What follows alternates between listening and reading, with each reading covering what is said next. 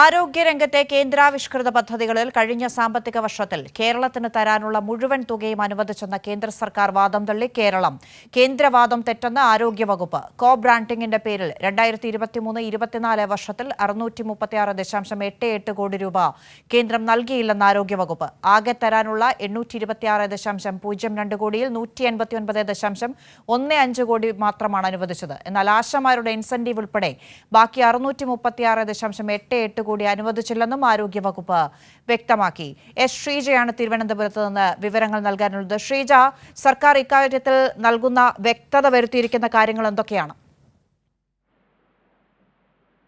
പ്രധാനമായും കേന്ദ്രം നൽകാനുള്ളത് 636.88 കോടി രൂപയാണ് എന്ന് ചൂണ്ടിക്കാട്ടിക്കൊണ്ട് ആരോഗ്യവകുപ്പ് മന്ത്രി നേരത്തെ തന്നെ കേന്ദ്ര ആരോഗ്യവകുപ്പ് മന്ത്രിക്കും അതോടൊപ്പം തന്നെ കേന്ദ്ര സെക്രട്ടറിക്കും സ്റ്റേറ്റ് മിഷൻ നാഷണൽ മിഷനും കത്തയച്ചിരുന്നു.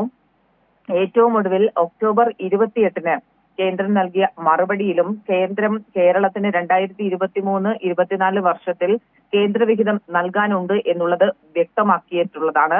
ആ ഒരു സാഹചര്യത്തിലാണ് ഇപ്പോൾ ഇത്തരത്തിലൊരു പ്രചാരണം നടക്കുന്നത്. അതായത് ആരോഗ്യരംഗത്തെ കേന്ദ്രാവിഷ്കൃത പദ്ധതികളിൽ കഴിഞ്ഞ സാമ്പത്തിക വർഷത്തിൽ കേരളത്തിന് തരാനുള്ള മുഴുവൻ തുകയും കേന്ദ്രം അനുവദിച്ചിട്ടുണ്ട് എന്ന തരത്തിലുള്ളൊരു പ്രചാരണം നടക്കുന്നത്. പക്ഷെ അത് തീർത്തും തെറ്റായ പ്രചരണം തന്നെയാണ് എന്നുള്ളതാണ് ആരോഗ്യ വകുപ്പ് മന്ത്രിയുടെ ഓഫീസ് അറിയിക്കുന്നത്.